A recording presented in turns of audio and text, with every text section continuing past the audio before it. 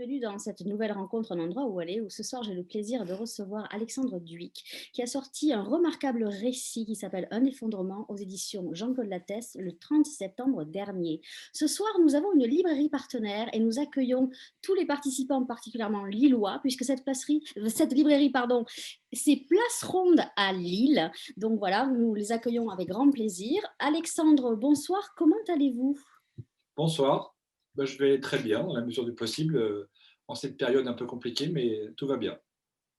Parfait. Alors pour ceux qui ne vous connaissent pas encore, je vais vous présenter très rapidement parce que vous avez une triple casquette. Vous êtes journaliste, auteur et enseignant. Est-ce que je me trompe? C'est ça? Oui, professeur en école de journalisme. Bon, je crois que vous avez passé toute la journée d'ailleurs sur les réseaux à faire vos cours. Donc, mais ce soir, je vous reçois en tant qu'auteur pour ce magnifique récit qui s'appelle Un effondrement. Vous avez choisi de traiter un sujet qui n'a pas trop été en littérature parce que est-ce qu'il est casse-gueule? Est-ce que les gens ont peur de ce sujet? Moi, j'ai envie de dire, c'est un mal moderne. Vous traitez du burn-out. Est-ce que vous pouvez nous dire en quelques lignes comment vous commencez votre roman, justement? Je commence le texte par je raconte que je n'ai pas vu mon épouse s'effondrer, et je raconte ce qui s'est passé pour elle. C'est-à-dire que le burn-out, c'est quand on a du stress, c'est normal d'avoir du stress, c'est ce que des psychologues, des psychiatres m'expliquent dans le livre.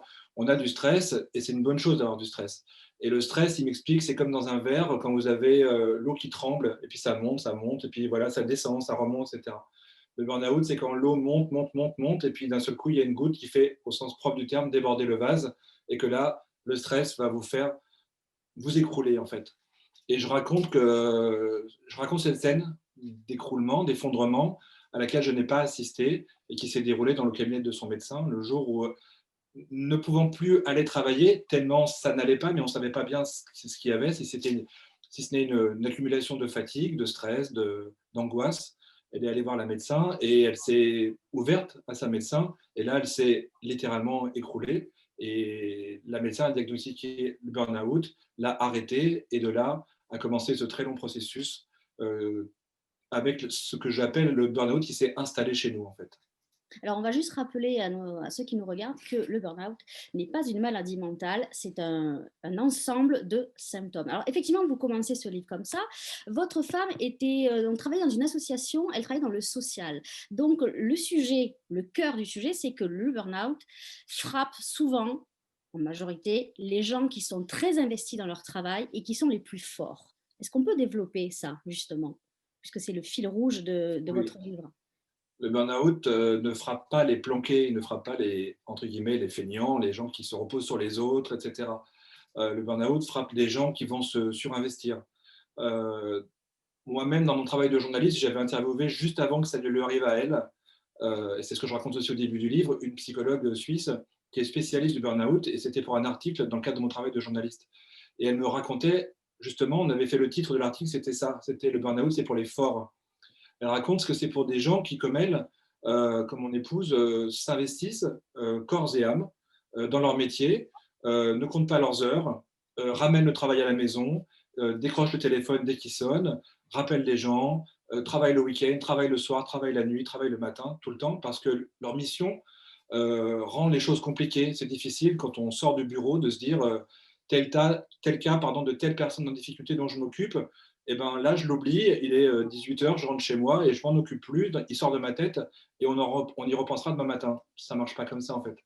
Et donc, ce travail, cette mission qu'elle avait choisi aussi d'accomplir, je raconte dans le livre, l'a un peu l'a mangée, l'a dévorée, a envahi notre vie, notre maison, jusqu'au moment où l'accumulation de travail, d'heures supplémentaires, l'a fait craquer, d'autant plus que le burn-out frappe les gens qui se surinvestissent, beaucoup les gens qui ont idéalisé leur métier, leur mission, et c'est pas par hasard s'ils frappent beaucoup les travailleurs sociaux, les enseignants, les policiers, les soignants, beaucoup, et souvent des gens qui sont confrontés en fait à une double réalité, c'est-à-dire qu'ils veulent très bien faire, ils veulent trop bien faire, donc ils font comme ils peuvent, avec les moyens qu'on leur donne, et se retrouvent confrontés au manque de moyens, Et la mission qu'ils veulent remplir, en fait, elle se révèle impossible. Donc il y a un sentiment d'impuissance. On ne va jamais y arriver, en fait. Et la misère autour de nous est tellement grande qu'il faut quand même faire ce qu'on peut, mais on n'y arrive pas. Et on souffre par ailleurs d'un manque de reconnaissance, souvent reconnaissance financière, parce que ce sont des métiers qui sont mal payés. Et donc, il n'y a même pas cette reconnaissance, on va dire, au moins du bulletin de paye à la fin du mois. Et manque de reconnaissance aussi souvent de la part de sa hiérarchie et même des gens autour, de la société qui nous entoure. Et donc, vous vous surinvestissez, vous n'êtes pas reconnu dans ce que vous faites. Et au bout d'un moment, bah, c'est normal, finalement, c'est humain, vous craquez. Alors, vous abordez plus particulièrement dans ce récit l'invisibilité de ce mal moderne, des répercussions qu'il y a sur l'entourage, donc sur vous plus précisément, puisque c'est votre femme. Et il est question de patience, de notion de vide et de remise en cause. Est-ce que vous vous êtes remis en cause? Est-ce que vous êtes senti responsable Alors, je ne me suis pas senti responsable du burn-out en soi parce que de ne je pas pense. avoir vu, plus exactement, Alors responsable de ça, ne ouais, pas voilà, avoir vu, c'est ça. c'est Parce ça. que on je pense avoir à la maison, entre guillemets, dans la vie de la maison, du foyer, j'ai fait tout ce que j'ai pu et j'ai toujours fait tout ce que j'ai pu pour, l'aider au maximum et je suis pas du tout, je fais pas partie de ces hommes qui ne font rien pendant que madame, fait tout. Je m'investis beaucoup. Mais oui, je me suis senti responsable. Hem, sa psychiatre a lu le livre et elle a trouvé que c'était très bienveillant et elle a dit, à mon épouse, elle lui a dit, finalement, il n'accable qu'une seule personne, c'est lui-même. Alors, c'est pas tout à fait vrai parce que j'accable aussi beaucoup les gens de l'association pour qui elle travaillait et qui ont beaucoup contribué à ce qu'elle tombe. Mais oui, moi, je m'en veux à moi de ne pas avoir vu venir et d'avoir en fait, ce que la psychologue que j'avais interviewée m'a dit: «Mais en fait, ça arrive à tout le monde, c'est tout le monde pareil. Vous ne pensez pas que ça va arriver. Vous pensez que ça va aller, qu'elle va se reposer ce week-end, qu'il y a les vacances qui vont arriver, que ce soir elle pourra se coucher tôt, que le week-end elle dormira, qu'elle fera une sieste supplémentaire, etc. Et puis elle est très costaude, c'est quelqu'un d'une très grande force de travail, d'une très grande personnalité, etc.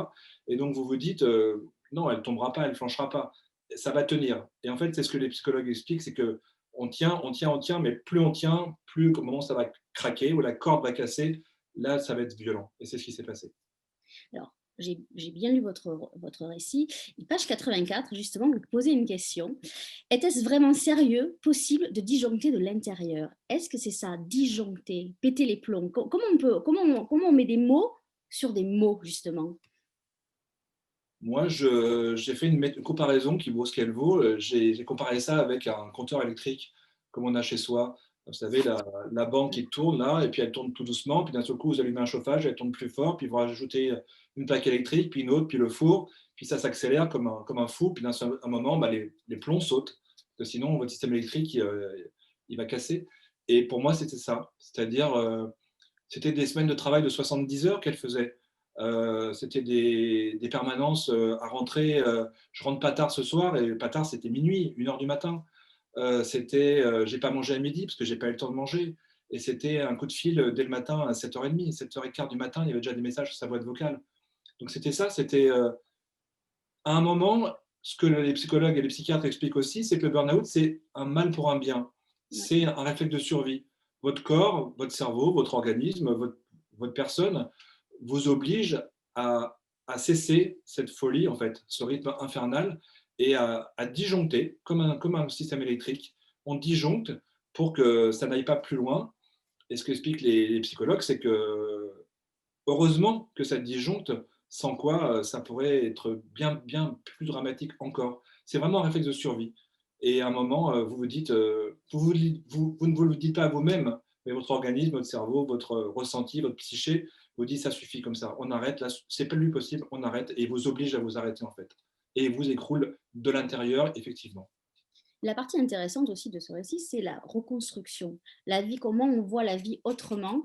Et on est obligé, donc elle s'est arrêtée, il y a eu des arrêts maladie, et de faire une nouvelle formation, puisqu'elle n'a plus travaillé dans son association. Comment avez-vous vous géré avec elle, si vous avez pu gérer, parce que je ne sais pas, on parle aussi d'impuissance passive, je ne sais pas comment ça se fait. Dans quel état d'esprit ça a été pour vous, tout ce chamboulement, parce que c'est un vrai chamboulement, vous dites éboulement, écroulement, effondrement. Comment ça se passe tout ça? C'est une révolution, c'est-à-dire qu'elle a commencé sa carrière de travailleuse sociale, elle avait 20 ans, et là, elle en a 45. Donc, c'est une révolution parce que ce métier pour lequel vous êtes fait, que vous avez choisi, parce qu'elle l'a choisi, personne ne l'a obligé à le faire, qu'elle a fait au travers de différentes associations et des situations très, très difficiles, parfois dans des foyers pour femmes, au SAMU social, etc. Enfin, C'est lourd. Oui. c'est lourd, c'est dur, etc.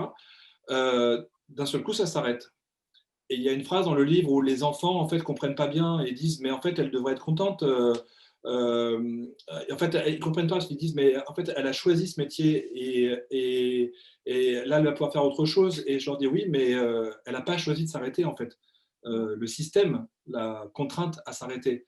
Et ce que j'explique dans le livre c'est qu'effectivement la médecin l'arrête parce que c'est ce qu'il faut absolument faire. Il faut être arrêté, il faut se reposer, il faut dormir, faut couper les ponts. Et de mois en mois, la médecin, à chaque fois, l'a renouvelé. Et Dieu sait si ma femme n'est pas feignante. Donc, c'était vraiment pas. Il n'y avait pas le choix, en fait. C'était vraiment une question de survie. Et pour pouvoir, comme vous le dites, prévoir la reconstruction et l'anticiper. Et à un moment, avec sa psychologue, avec sa psychiatre, il y a un moment où il y a une petite lumière qui a commencé à apparaître. La petite lumière qui dit il y a peut-être une sortie par là, regarde un peu le petit signal lumineux qui te dit en fait tout n'est pas noir, il y a une petite lueur. Puis la lueur elle a agrandi et après ensemble elles ont travaillé. Moi j'ai jamais assisté au clair des rendez-vous bien évidemment sur ok il y a une lueur et qu'est-ce qu'on va en faire et qu'est-ce que vous avez envie de faire et c'est quoi votre rêve d'enfant et qu'est-ce que vous voulez faire de vos mains, de votre vie, de votre peau, de votre travail. Et là, il y a une contrainte qui s'est imposée à elle, qui a été que l'assurance maladie l'a déclarée, je ne connaissais même pas le terme, moi, et c'est horriblement violent comme terme, c'est inapte à la reprise de l'emploi. Donc là-dessus, elle a été licenciée, elle s'est retrouvée au chômage, et bien, il a bien fallu trouver autre chose, mais c'était un bien, parce que ça ne pouvait pas durer comme ça, c'était plus possible. Et son rêve d'enfant, c'était de faire du travail manuel, parce qu'elle est très très douée, elle est très forte, voilà. Et elle a trouvé, du coup je l'ai accompagnée, on a réfléchi, qu'est-ce que tu as envie de faire, qu'est-ce qu'il y a comme formation de possible, comment on trouve un financement, comment on se lance dans un CAP à quasiment 45 ans, et dans le travail manuel, qu'est-ce que tu as envie de faire. Et bah, je l'ai aidée, je l'ai accompagnée, on a fait des démarches, elle a réussi à entrer dans une école, elle a réussi à faire son CAP, à décrocher son CAP et à se reconvertir. Donc, je l'ai accompagnée du mieux que j'ai pu en faisant preuve, j'espère, de bienveillance et de générosité, je pense, et d'attention. Et, et, je raconte dans le livre que on m'a plusieurs fois dit que l'indulgence n'est pas forcément une de mes premières qualités, mais là, vous n'avez pas le choix. Si vous ne faites pas preuve d'indulgence face à quelqu'un qui est dans une telle situation, ça va mal tourner pour le couple. Donc là, il faut prendre ça en considération et faire avec. Et attendre que ça, non pas que ça passe, mais que ça aille de mieux en mieux. Et de fait, c'est aller de mieux en mieux progressivement. D'ailleurs, vous utilisez un terme très fort puisque vous dites qu'il faut qu'elle fasse le deuil de son métier. C'est Oui. complètement ça. Et tout ce travail et des étapes. Il y a aussi des passages qui sont très touchants, percutants dans votre. Parce qu'on peut dire que c'est un livre percutant, mais moi, je trouve qu'il était tendre à la fois parce que c'est une véritable, pour moi, déclaration d'amour à votre femme quelque part. Mmh. Et vous écrivez à la fin, j'ai voulu écrire ce livre pour lui rendre sa mémoire. Ça veut dire quoi exactement ça? C'est au sens propre du terme. C'est-à-dire que je ne le savais pas du tout, mais les médecins expliquent que le burn-out, le fait que les plombs sautent, va entraîner, selon les patients, mais en règle générale, ça va arriver, des troubles neurologiques et des pertes de la mémoire. Il y a un documentaire qu'on peut encore voir sur YouTube, qui a été diffusé sur France 5, qui montre des personnes qui ont eu des burn-out. Et certains ont tout oublié de la période pendant laquelle ils ont été malades, et d'autres, encore aujourd'hui, n'arrivent pas à gérer leur vie quotidienne. Ils ont un rendez-vous, ils l'oublient. Il faut aller chercher leur fille à l'école, ils oublient. Et voilà, ça ne fonctionne plus pareillement. Elle, ce n'est pas son cas, mais elle a un trou noir de cette année, on va dire, grosso modo, pendant laquelle elle a été arrêtée finalement. Donc ça a commencé en octobre, il y a 2 ans pile. Et elle a oublié au fur et à mesure, en fait. Et quand j'ai écrit ce livre, c'était d'abord pour ça, effectivement. Alors, c'était pour plusieurs raisons. Moi, ça me faisait du bien, parce que c'était tellement violent que je voulais extérioriser ça par l'écriture. Je voulais que les gens sachent c'est quoi un burn-out. Je voulais que les gens sachent c'est quoi les conditions de travail des travailleurs sociaux aujourd'hui en France, comment on les oblige à travailler dans des conditions épouvantables pour faire un métier 1 milliard de fois utile et absolument nécessaire, mais dans des conditions indignes. Et puis, je voulais lui rendre la mémoire de cette période-là.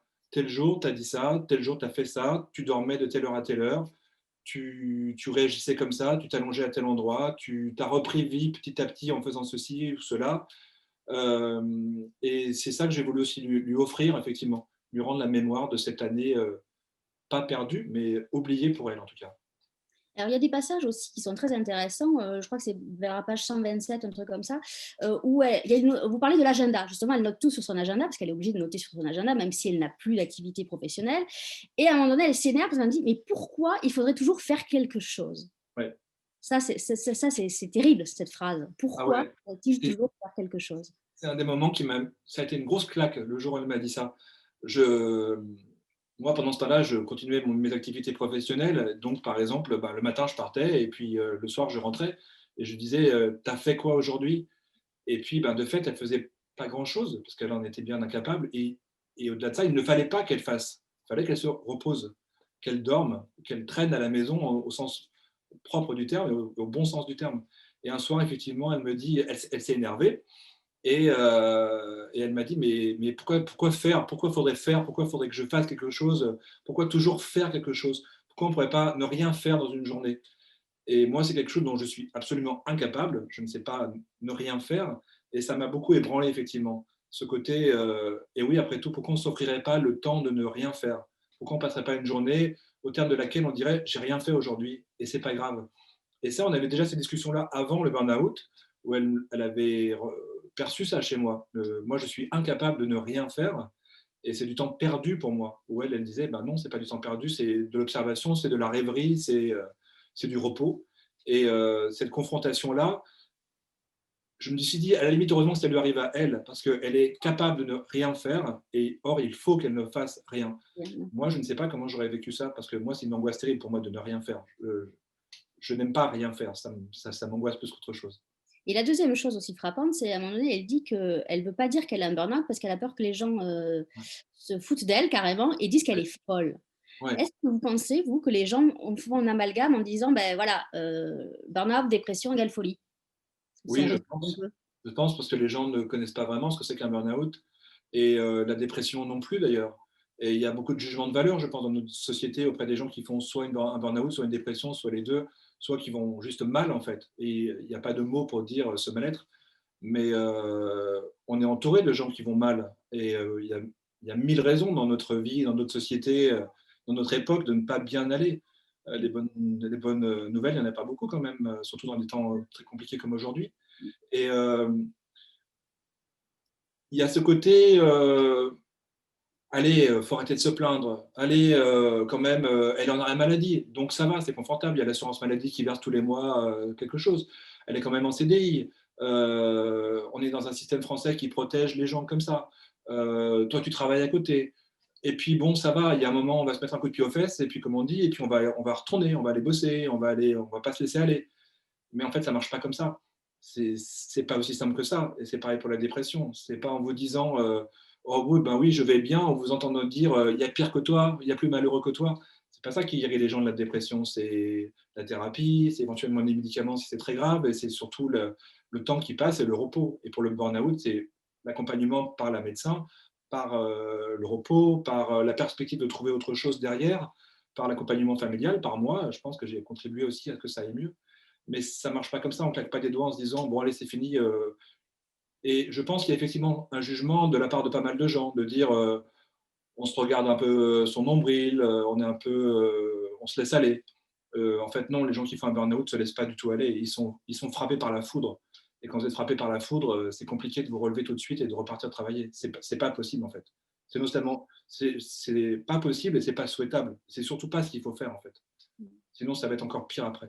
Il y a un passage qui m'a marqué aussi, c'est la notion de mettre sous globe. Vous racontez Ah que oui. par moment, elle a éprouvé le besoin de mettre sous des petits globes qu'elle avait acheté, des globes en verre, des souvenirs, des objets.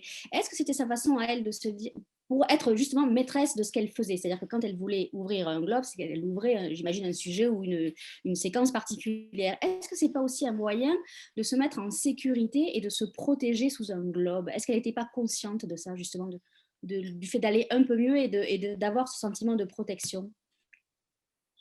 À un moment, j'ai remarqué qu'elle faisait ça. C'est-à-dire que moi, dans ma vie de journaliste, j'ai beaucoup voyagé. Donc, je ramène souvent des petits voyages, des petits bibelots, de l'artisanat de mes voyages en Asie, en Afrique, etc.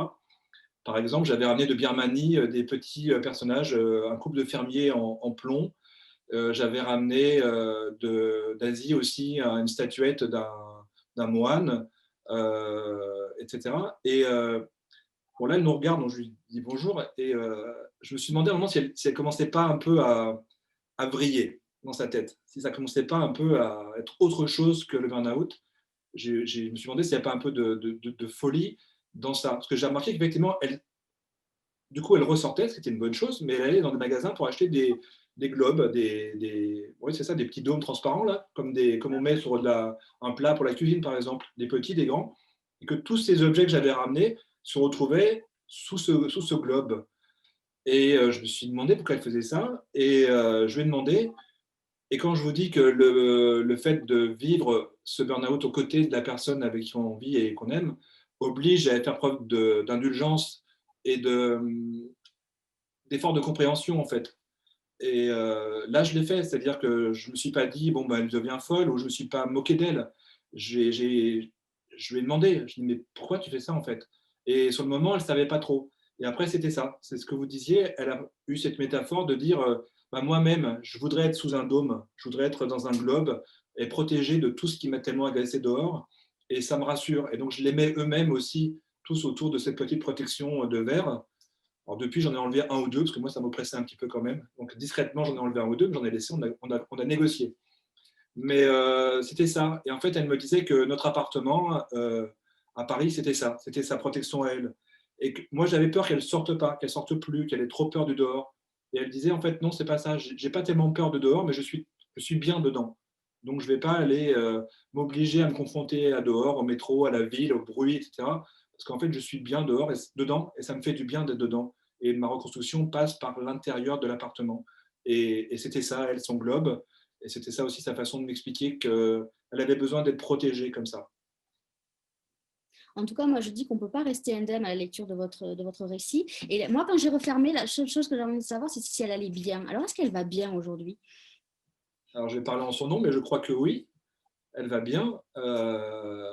Elle a réussi cette année de CAP, donc elle s'est lancée dans un CAP de maroquinerie. Et donc maintenant, elle est maroquinière. L'idée, à la fin, donc ça a été très difficile parce qu'il a fallu reprendre un rythme, des horaires, des cours à l'autre bout de Paris, reprendre le métro très tôt le matin, faire 8 heures de travail debout dans un atelier. Et c'est très, très exigeant physiquement, la maroquinerie. On fait mal aux doigts, on se coupe, on coud, etc. C'est fatigant, mais elle a vraiment tenu le choc. Elle a adoré ça. C'est une révélation pour elle. Et elle crée en plus. La crise économique actuelle fait qu'elle n'a pas trouvé de travail à la sortie de son CAP, alors que c'était a priori ce qu'on avait en tête. Donc elle s'est lancée avec deux amies de la même promotion d'elle de son CAP. Elles sont en train de créer leur société et elles conçoivent. Et toute la journée en ce moment à la maison, elles tapent, elles découpent, elles coupent, elles conçoivent des objets en maroquinerie qui sont très beaux en plus. Et je pense que oui, je pense qu'elle est heureuse, ouais, et elle, a, elle s'est construite obligée, sans avoir pensé 6 mois avant qu'il allait falloir le faire, une nouvelle vie professionnelle. Et ce qui est très bien aussi, et ça, je rends hommage à sa psychologue, elle s'est débarrassée de la culpabilité du départ qu'elle avait. Parce que quand vous passez votre vie pendant 20 ans à aider les gens et que du jour au lendemain, ben, vous n'êtes plus là pour ces gens-là, vous avez le sentiment de les abandonner. Et ça, on en a beaucoup parlé entre nous aussi. Je lui ai dit, faut que tu arrêtes de croire que tu es indispensable à tout le monde aussi. Et d'autres que toi feront peut-être aussi bien le travail, peut-être pas, mais peut-être aussi bien dans l'association et dans d'autres associations. Et d'autres que toi vont te remplacer. Et toi, tu as aussi le droit maintenant de t'octroyer une nouvelle vie professionnelle et d'être un peu égoïste, au sens, tu fais ça pour toi maintenant et tu n'es plus travailleuse sociale, tu es maroquinière. Ben, c'est aussi un très beau métier, quoi. En tout cas, j'ai envie de dire que vous vous êtes servi de vos trois casquettes pour écrire ce récit, puisque vous êtes auteur, donc là, votre plume, elle est là, c'est délicat, c'est précis, c'est remarquable. Moi, je dis comme mot, c'est remarquable. Vous avez travaillé comme journaliste pour l'investigation, j'imagine, pour travailler sur le burn-out. Oui. Et après, j'ai envie de dire que vous avez eu la pédagogie de nous raconter des choses sans nous donner vraiment un cours, mais vous l'avez fait très bien. Comment vous avez abordé l'écriture de ce livre, justement?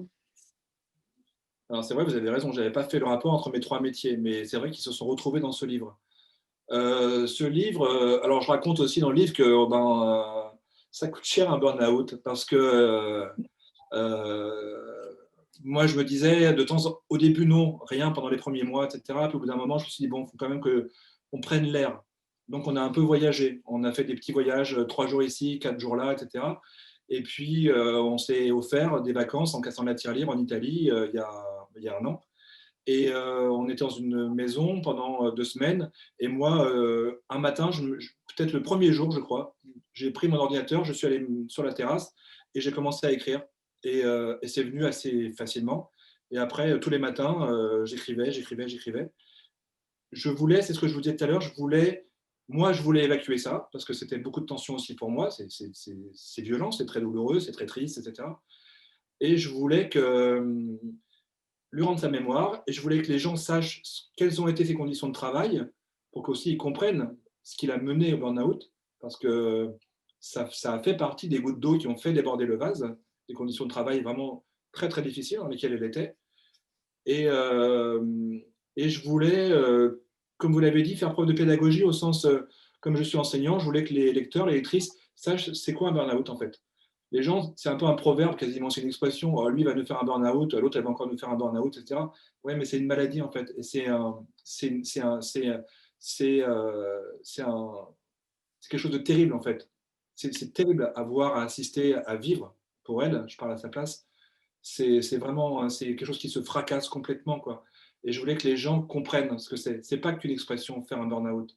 C'est une réalité dans tout votre corps, dans votre esprit, dans votre famille. C'est les ricochets, c'est l'amical, c'est le travail. Tout se casse la figure, en fait.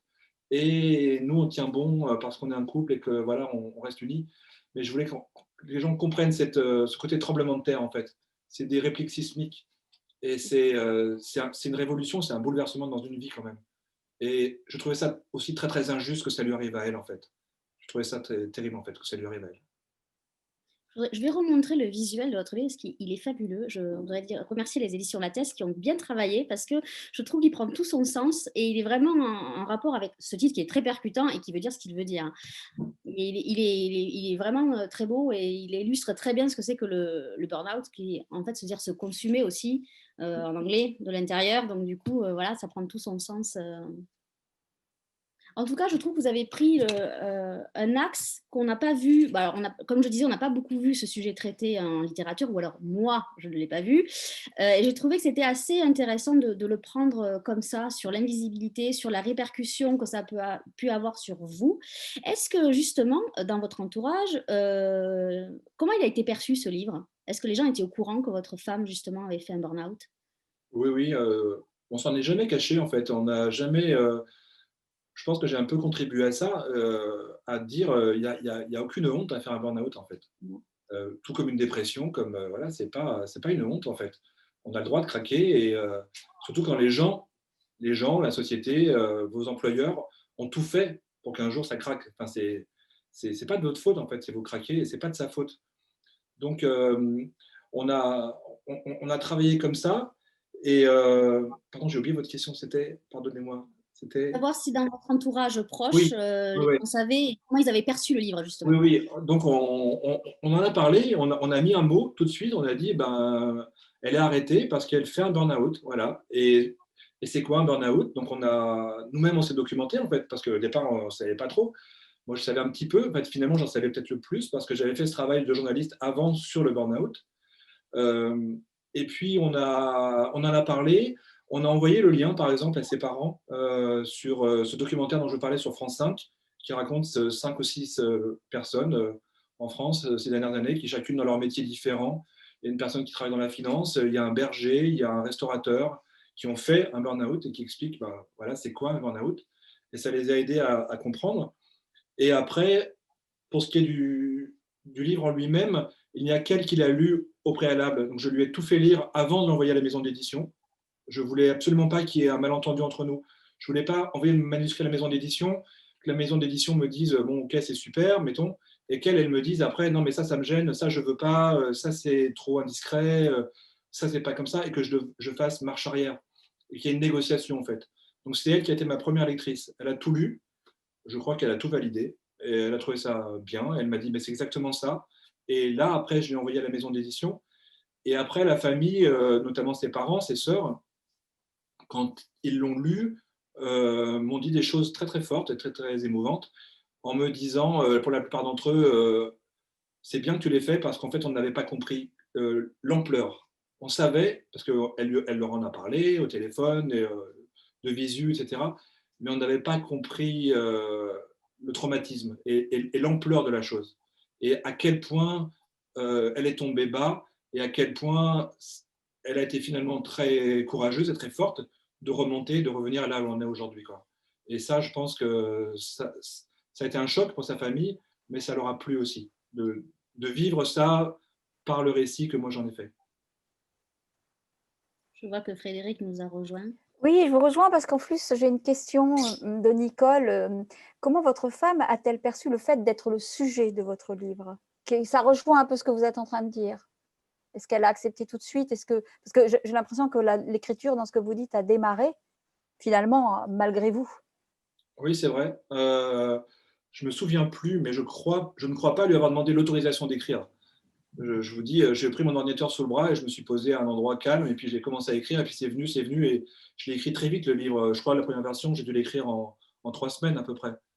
Euh, Parce que j'avais ça en moi et que bon, j'écris assez rapidement, assez vite en général, mais là ça sortait tout seul en fait.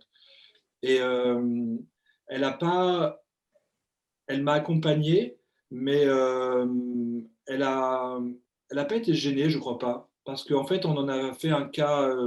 C'est son cas à elle, mais c'est universel en fait. Son cas à elle, c'est le cas de toutes les personnes qui un jour ou l'autre ont été frappées ou seront frappées ou sont frappées en ce moment d'un burn-out. Et j'ai voulu en faire effectivement un cas universel. Son histoire à elle, elle est finalement assez banale, de quelqu'un qui fait un métier par choix, qui s'investit à fond, qui le fait pendant des années, et des années et des années, et puis un jour, elle craque parce que, bah, comme un enseignant, comme une aide-soignante, comme une infirmière, comme un policier, et ben, il y a un moment où c'est plus tenable, quoi. Et je pense que c'est un bien grand mot d'être ambassadrice, mais il y a un côté comme ça, quoi. Ce qui la gênait un peu plus, par contre, c'était quand le livre allait sortir, voilà, qu'on parle d'elle, bah, comme on le fait en ce moment, qu'on parle d'elle, ça l'embêtait un peu. Un peu pas très, un peu un côté de pudeur, on va dire, et qu'on soit dans son intimité. Mais finalement, comme le mot qui revient souvent au sujet de ce livre, c'est la bienveillance, je pense que ça lui va, en fait. Justement, à propos de la bienveillance, il y a Colette qui demande comment affronter le regard des autres quand on se vit comme diminué par le burn-out. Tout le monde n'a pas un mari aussi bienveillant. Ben, peut-être que ça passe par ce qu'on disait tout à l'heure, par le côté se couper un peu du monde, en fait. Alors, ça passe par ben, pas trop voir les amis, les copains, les collègues. Elle a eu besoin de ça, de couper les ponts, en fait. Parce que les gens ont mal compris en général. Pourquoi elle ne donne pas de nouvelles? Pourquoi elle ne rappelle pas? Pourquoi elle ne vient pas nous voir? Pourquoi on ne peut pas aller boire un verre? En fait, elle en était d'une part incapable, et d'autre part, elle ne voulait pas, quoi. Elle ne voulait pas tout ce qui renvoyait au métier et au travail social. Et elle travaillait donc dans un domaine très, très compliqué, très, très, très douloureux, qui est la prostitution et les mineurs notamment. Donc d'une grande violence. Et elle ne voulait pas. Et même si c'était des collègues extrêmement bienveillants eux aussi, et qui étaient adorables, elle ne voulait pas, quoi. Donc ça passait par ça. Et c'est aussi passé par l'écoute de ses proches, et notamment de ses sœurs et de ses parents, qui ont été vraiment là à tous les instants, qui l'ont appelé, qui l'ont soutenu, qui n'ont jamais jugé, qui n'ont jamais critiqué, qui ont été d'une grande, grande compréhension. Et je pense que c'est passé par ça. Je pense que dans les gens les plus proches d'elle, et les enfants aussi, personne ne l'a jugé. Personne n'a vu ça comme un aveu de faiblesse, comme une responsabilité de sa part. Je pense que tout le monde a compris que c'était pas de sa faute, quoi. Voilà. Et que c'était inévitable, un jour ou l'autre. Et que c'était peut-être même, du coup, plutôt pas souhaitable, parce qu'on ne peut pas souhaiter à quelqu'un de faire un burn-out, mais que ça allait peut-être bien se transformer en un mal pour un bien, et or, c'est ce qui s'est passé. Dans l'effondrement, il y a évidemment tout qui s'écroule. Enfin, c'est contenu dans le mot. Est-ce que vous avez pensé à un moment que ça pouvait ne pas se relever? Est-ce que vous avez eu peur à un moment de ça? Je ne crois pas, non. Non, je crois que j'avais suffisamment confiance en elle et en son entourage et en sa médecin pour ne pas prendre peur. Ce que je ne savais pas et qu'on ne peut pas savoir, c'est combien de temps ça allait durer. Je ne savais pas si effectivement la reconversion allait s'imaginer au bout de X mois et qu'après, elle allait être capable de passer un concours, d'aller se retrouver face à une personne à un oral et de se montrer suffisamment motivée, d'avoir suffisamment confiance en elle pour pouvoir affronter ça. Et puis, elle est prise. Et donc, de se retrouver en mois de septembre avec une rentrée à 44 ans, avec, je reprends ma scolarité et je suis en CAP à 44 ans. Et c'est hyper courageux déjà. Mais j'avais suffisamment confiance en elle. Après, finalement, c'était bien pour moi d'avoir le hasard total, en fait, hein, mais d'avoir fait ce travail-là de journaliste sur le burn-out avant que ça ne lui arrive à elle, parce que évidemment qu'il n'y avait pas de lien de cause à effet.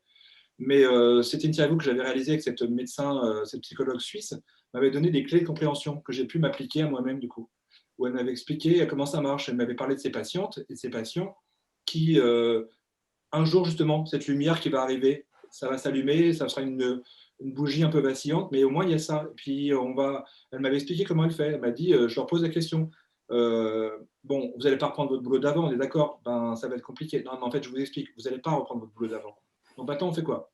Et là, les gens sont là, complètement paralysés, tétanisés, ce qui était son cas à elle, à mon épouse. Et puis, elle me dit, en fait, souvent, je leur dis, mais qu'est-ce qui vous fait envie? Et qu'est-ce qui vous faisait envie quand vous étiez une petite fille? Et là, les gens disent non, mais c'est complètement idiot, c'est débile, je ne vais pas faire ça. Et en fait, elle les pousse. Et moi, j'ai fait un peu ça, avec sa médecin aussi. Mais non, c'est pas débile. Et c'est quoi en fait qui te fait envie? Moi, je vais faire du travail manuel. Eh ben, allez, fais du travail manuel et puis tu vas y arriver. Et donc, non, je ne crois pas avoir eu peur en fait. J'avais suffisamment confiance en elle. Qu'est-ce que ça a changé pour vous? Parce que vous avez dit tout à l'heure, moi, je ne sais pas rien faire. Est-ce que ce livre et puis cette expérience que vous avez vécue a changé quelque chose dans votre vie? Oui. Moi, je me suis rendu compte que moi-même, je ne suis peut-être pas passé très loin de mon propre burn-out quand j'étais journaliste salarié et que je faisais des cadences assez infernales.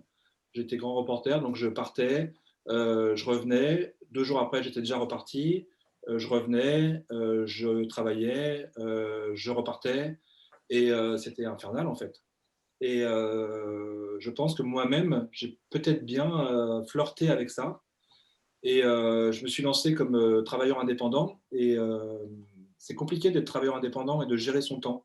Et à un moment, les rôles se sont inversés. C'est-à-dire que c'est elle, il y a 1 an à peu près, qui m'a dit, mais tu te rends compte que tu travailles tout le temps. Tu n'arrêtes jamais de travailler parce que fallait aussi faire bouillir la marmite parce que il y avait sa situation personnelle à elle qui était compliquée. Donc, il fallait bien quand même que je travaille plus pour entrer de l'argent finalement, pour gagner des sous.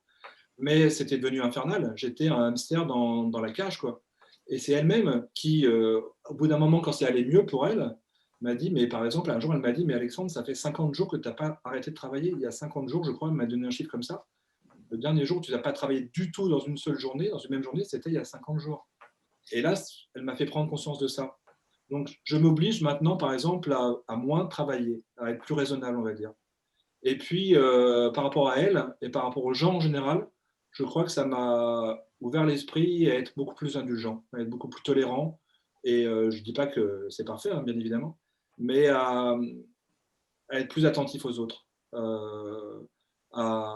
Et c'est ça, à être plus tolérant, je pense. À faire preuve de beaucoup plus d'indulgence, notamment par rapport à elle, quoi. Et aujourd'hui encore, quand elle a des sautes d'humeur, quand elle a des étourderies, parce qu'elle en aura encore et qu'elle en avait avant, qu'elle en aura toujours, j'y prête attention, mais ça ne m'agace plus comme ça pouvait m'agacer avant, par exemple. Donc je pense que ça m'a aussi beaucoup touché par rapport à ça. Vous avez sûrement pas fait exprès, parce qu'on fait jamais exprès ces choses-là, mais comme on écrit avec ce qui vient, votre livre, il a une résonance particulière dans le temps qu'on est en train de vivre, parce que je ne connais personne qui ait vécu le confinement sans se dire à un moment, finalement, c'était pas mal de descendre de la roue du hamster, d'arrêter de pédaler comme ça, qu'il y avait une espèce de... Oh. Alors finalement, c'est possible, tout peut s'arrêter, on peut lâcher. Et on... Oui et non. Moi, le confinement, le premier en tout cas, là, je le vis mieux, le deuxième. Fort de l'expérience du premier, je pense. Mais le premier, pour moi, ça a été une vraie panique, en fait. J'ai vraiment paniqué. Parce qu'en tant que travailleur indépendant, j'ai eu des missions, j'ai eu des articles qu'on m'avait commandés, j'ai eu des boulots qui se sont annulés. et, j'avais aucune sécurité de l'emploi, et nos charges restaient absolument les mêmes. Il y avait un prêt à rembourser, le banquier n'a pas voulu qu'on suspende les remboursements, et moi je l'ai vécu vraiment comme un instant de panique, mais vraiment, j'ai vraiment paniqué en fait. J'ai travaillé comme un fou les premiers temps du confinement jusqu'à ce que je retrouve des missions, du boulot, et que les choses se stabilisent. Mais après, pour d'autres personnes, vous avez entièrement raison. J'ai des amis, des collègues qui m'ont dit, mais en fait, ça fait un bien fou, en fait. Et de se calmer, de ne plus être dans cette course infernale qu'on connaît, beaucoup d'entre nous connaissons. Euh, le calme qui est revenu dans Paris, d'avoir ce calme le soir, ça fait un bien fou, en fait. Et que le temps qu'on nous impose, c'est ça, qu'on nous impose de plus vivre au même rythme. Et je pense que oui, finalement, on peut se dire ça. On peut se dire, moi, ce qui m'effraie un peu, c'est ça, c'est ces journées passées à travailler comme un fou, et puis à la fin de la journée, j'ai même pas eu le temps de lire, justement. J'ai pas eu le temps de me poser, j'ai pas eu le temps de parler, et ça, c'est infernal, en fait. Et je veux pas vivre ça, en fait. Je suis pas du tout un accro au travail. Et donc, son burn-out à elle et le confinement m'obligent moi-même à me recentrer un peu là-dessus et à me dire, il y a d'autres choses plus importantes dans la vie que le travail, peut-être, quand même. Et même, c'est sûr. Est-ce que tout ça, ça fait partie de la transmission aussi? Qu'est-ce qu'on transmet à ses enfants comme idée du travail, du bonheur? Par exemple, les entreprises ont découvert avec le télétravail que finalement, quand les gens sont chez eux, ils sont corvéables à merci, on peut les appeler n'importe quand, et finalement, ils travaillent beaucoup, peut-être plus même que quand ils sont dans une entreprise. Est-ce que cette histoire de burn-out et tout ce qu'on est en train de découvrir, pour vous, ce n'est pas quelque chose qui correspond complètement à une maladie de siècle, à des choses qui peuvent être même poussées par certaines personnes à l'intérieur d'une entreprise? Ah si, si. La médecin suisse dont je vous parle, Nadia Droz, son livre, elle l'a intitulé Le burn-out, la maladie du 21e siècle. Alors, je crois qu'elle a rajouté un point d'interrogation à la fin de son titre, mais elle aurait pu l'enlever en fait. Si, le système dans lequel on vit, on travaille, nous pousse à ça en fait. La précarisation de l'emploi, moi, les gens qui passent leur journée à trimer avec un vélo pour traverser tout Paris pour apporter à manger, parce que les gens ont plus le courage ou pas le temps, entre guillemets, de se faire à manger et de descendre en bas de chez eux ou de cuisiner leurs légumes. Moi, ça m'effraie pour eux, ces pauvres messieurs qui traversent Paris à vélo. Les gens qui travaillent 50 heures, je vois la situation sociale qui se dégrade, et des gens comme mon épouse qui sont là à colmater les brèches, mais en fait, ils n'y arrivent pas. Et les brèches sont de plus en plus grandes, on leur donne de moins en moins de moyens. Ces deux sœurs travaillent dans la santé, dans le social aussi, et c'est pas un hasard, je pense. Et je vois bien aussi les conditions de travail qui sont les leurs. Et, on est entouré de gens comme ça. Moi, j'ai un frère qui est policier, qui fait des horaires de dingue. Il fait des semaines de 70 heures. Et il n'a pas le choix, en fait. Et le système en tout cas, le système ne lui laisse pas le choix. S'il veut bien faire son travail, il fait ses 70 heures par semaine. Et il y a plein de gens comme ça. Et je pense que plein de gens vont craquer un jour ou l'autre parce que le système fait ça. Et peut-être que le confinement, comme vous l'avez dit, va aussi pousser ça. Quand je vois les gens qui quittent Paris et qui vont s'installer à la campagne ou dans des villes moyennes, c'est sans doute salutaire. Ils vont se rendre compte qu'ils peuvent vivre un temps différent, un climat social différent, une nature différente et un rapport à la nature et au temps qui sera plus le même. Et ça sera sans doute bien mieux pour eux, effectivement. Ça, c'est sûr. Pourquoi vous avez choisi de faire un récit et pas un roman? Après tout, vous auriez pu mettre roman sur la couverture, personne n'aurait rien su. Parce que je voulais qu'on sache la réalité de ce qu'elle a vécu et de ce qu'on lui a imposé comme condition de travail. Et je voulais pas que, du coup, on se dise, bon, bah là, comme c'est un roman, peut-être sans doute qu'il est un peu exagéré. Je voulais vraiment que tout soit vrai. Et il n'y a pas une ligne d'inventer dans mon texte, que ce soit ce que je raconte sur elle et les chapitres où je parle d'autres formes d'effondrement, d'écroulement dont j'ai été le témoin en tant que journaliste ou dans ma famille, mais surtout en tant que journaliste. Et je voulais que tout soit vrai, en fait, et que les gens, en fait, se confrontent à la réalité pure, 100% de ce que c'est un burn-out. Et qu'on ne se dise pas, bon, bah ça, sans doute, il est un peu exagéré, ça, il est un peu romancé. Non, en fait, tout est 100% vrai. Et après, ça renvoie, comme on le disait tout à l'heure avec Nathalie, à mon travail de journaliste. Tout à l'heure, mes étudiants, là, je les ai encore un peu secoués en disant, je ne veux pas dans vos textes, vous êtes étudiants en journalisme, je ne veux rien d'inventé. Pour vous dire une anecdote, il y a une élève, elle fait un texte où elle raconte une dame qui promène son chien qui s'appelle Biscotte. Et moi, je suis tellement maniaque que je lui dis, le chien, il s'appelle vraiment Biscotte. Et elle me dit, en fait, non, j'en sais rien, j'ai inventé. Je dis, mais je veux pas ça. Je veux même pas que tu inventes le nom du chien. Soit tu le sais pas et tu dis pas le nom, soit tu vas demander à la dame, votre chien, il s'appelle comment? Il s'appelle pas Biscotte, il s'appelle je sais pas comment. Et voilà. Tu commences pas à inventer un nom d'un chien, sinon tu vas commencer à inventer des propos, des identités, des situations. Et alors là, tu fais la littérature, là, tu fais un roman. Ça, c'est très bien. Mais si tu es journaliste, tu n'inventes rien, même pas le nom d'un chien. Et ben moi, dans mon texte, je voulais que tout soit vrai et que les gens, pardon, quand ils le lisent, se disent waouh, c'est ça en fait, c'est ça un burn-out. Et c'est pas autre chose. Enfin, si ça peut être autre chose, mais le sien, c'est ça. Et c'était pas autre chose que ça, mais c'était tout ça et tout là-dedans est absolument véridique en fait. C'est là toute la dimension du récit d'Alexandre, parce que justement la profondeur est incroyable, parce que tout est vrai et tout est d'une justesse. C'est vraiment brillant. Voilà, c'était ma parenthèse. J'ai encore une question qui vient d'arriver. Florence demande si on peut guérir définitivement du burn-out. J'imagine que ça dépend comment on le gère, mais… Je pense, ouais. Alors, je ne sais pas, parce que moi je ne suis pas psychologue ni psychiatre, hein, donc je n'ai pas une connaissance médicale de la chose. Je pense que oui, je pense que ça laisse des traces et que ces traces-là, elles vont rester. Notamment les petites traces, en tout cas petites ou grandes, traces neurologiques, les petites pertes de mémoire, etc. Euh, mais après, on peut vivre avec. Euh, je pense que oui, on peut en guérir. Ce qu'on ne sait pas bien, c'est la durée que ça va prendre, le temps que ça va prendre. Euh, il y a après au moment du déconfinement, je crois que c'était à ce moment-là, donc c'est il y a quelques mois, elle a eu un rendez-vous avec sa médecin qu'elle n'avait pas eu depuis longtemps. Et en fait, elle a de nouveau craqué. Elle s'est de nouveau mise à pleurer parce qu'il y avait toute la tension aussi du confinement, etc. Et elle lui a dit mais je croyais que c'était fini. Et la médecin a eu une phrase très forte, je trouve, très directe, mais très juste. Elle lui a dit mais qu'est-ce qui vous autorisait à croire que c'était fini? Et de fait, elle se l'était imaginé, mais c'était pas fini. Ça va 1 milliard de fois mieux, mais c'est pas fini. Il y a un côté à surveiller un peu comme le lait sur le feu, quoi. Et peut-être qu'un jour ce sera fini, mais je sais pas quand et je sais pas si ce sera totalement fini. En tout cas, ce qui est sûr, c'est que ça bouleverse une vie et ça bouleverse un couple et ça bouleverse une vie, ça c'est sûr. Et que dans le documentaire dont je vous parle tout à l'heure à la télévision, il y a une dame qui est loin du film et elle a repris son métier. Et c'est ça qui va le moins bien en fait. On la revoit X mois après et la journaliste lui demande comment ça va. Et elle a repris le même métier, je crois qu'il y a un peu un mi-temps, mais elle a repris le même boulot, la même fonction et la même vie de dingue en fait. Et cette dame, elle a des vraies souffrances et ça se voit, enfin, pathologiquement, elle souffre de maux et notamment des maux de tête épouvantables. Et en fait, c'est ça qui va le moins bien de tous ceux qui ont, pour les autres, complètement changé de vie. Et je pense que, en tout cas de métier, je pense que c'est le travail qui rend malade. Et dans ces cas-là, il ne faut pas tergiverser, il faut changer de métier, il faut changer, il faut revenir si on peut, en plus c'est génial, on vit un rêve d'enfant, on vit un rêve d'enfant au sens propre du terme. C'est magnifique dans une vie de pouvoir vivre un rêve d'enfant en fait. Tout ce que vous dites me fait penser à l'art du kintsugi, qui est un art japonais, dans lequel, quand un vase est cassé, on le répare avec de la colle de lapin, enfin, c'est toute une technique. Toutes les choses de laque, en fait, on utilise des techniques de laque, et on dore à la feuille d'or les failles.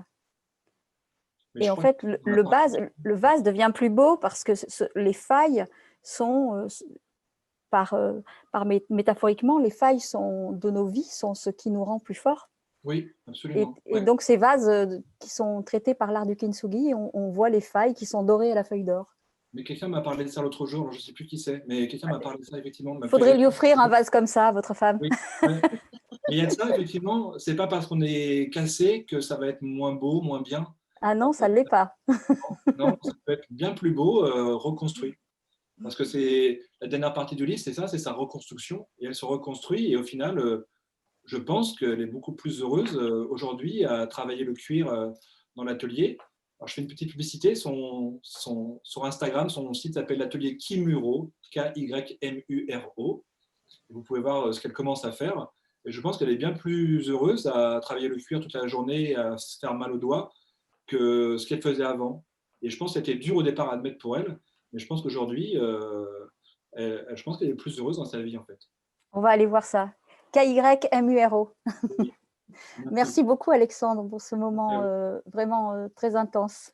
Nathalie, je te laisse la parole. Oui, alors moi, je vais remontrer ce magnifique livre, Un effondrement. Donc, pour toutes les personnes qui ne l'ont pas lu, vous avez de la chance de pouvoir lire un fabuleux récit qui est percutant et tendre à la fois, qui est d'une justesse incroyable. Alors, les librairies sont fermées au public, mais elles sont ouvertes en click and collect. Oui, j'ai dit en anglais, c'est pas grave. Vous pouvez aller sur le site de lecteur.com, vous allez voir toutes les librairies proches de chez vous qui sont ouvertes et qui pratiquent ce système. Nous remercions aussi la librairie partenaire ce soir, qui était la librairie Place Ronde à Lille, et d'ailleurs qui ouvre, pour information, dès vendredi, son site marchand. Voilà, c'est une info. Alexandre, moi, je vais vous remercier d'avoir été avec nous ce soir. Merci pour votre générosité pendant cette rencontre, votre humilité. C'était une rencontre très émouvante, je trouve aussi. Il y a eu des commentaires en ce sens. On ne vous connaissait pas trop, maintenant j'espère qu'on va vous connaître. On a envie de vous revoir, peut-être dans un roman. Je pense que ça sera possible bientôt, Oui. si je suis bien informée. Voilà. Écoute, Frédéric, on se retrouve, nous, avant de donner le mot de la fin à Alexandre, on se retrouve demain à 19h avec Emmanuel de Boisson pour Je ne vis que pour toi aux éditions Calman Lévy. Alexandre, je vais vous laisser le mot de la fin avant le générique et je vais souhaiter une belle soirée à tout le monde et surtout prenez bien soin de vous. Déjà, je voulais vous remercier beaucoup, vraiment, et pour la qualité de cet entretien et des questions auxquelles j'ai répondu. Je rebondirai sur ce que vous venez juste de dire, de prendre soin de soi, en fait. Ce livre, je l'ai aussi écrit pour ça, pour que, je ne sais pas, si des gens veulent l'offrir à quelqu'un pour lequel ils s'inquiètent, quelqu'un dont ils voient le surmenage au travail, ou à la maison, parce qu'il peut aussi y avoir des burn-out domestiques, quand tout s'accumule. Je pense que ça peut être aussi pour ça que je l'ai écrit, alerter. Et attention, ça peut arriver à tout le monde, vraiment à tout le monde. Et tant qu'à faire, si on peut, c'est aussi bien de l'éviter quand même dans l'absolu, parce que ça va être un moment très très douloureux à passer. Donc si on peut aussi alerter et prendre en considération avant l'écroulement, avant l'effondrement, c'est peut-être une bonne chose aussi, de se poser, comme vous l'avez dit, et de s'interroger sur tout ça, à quoi ça sert et à quoi bon finalement s'épuiser et se tuer à la tâche, en fait, comme on dit au sens propre du terme, malheureusement. Belle conclusion. Merci beaucoup, Alexandre. Merci. Bonne soirée.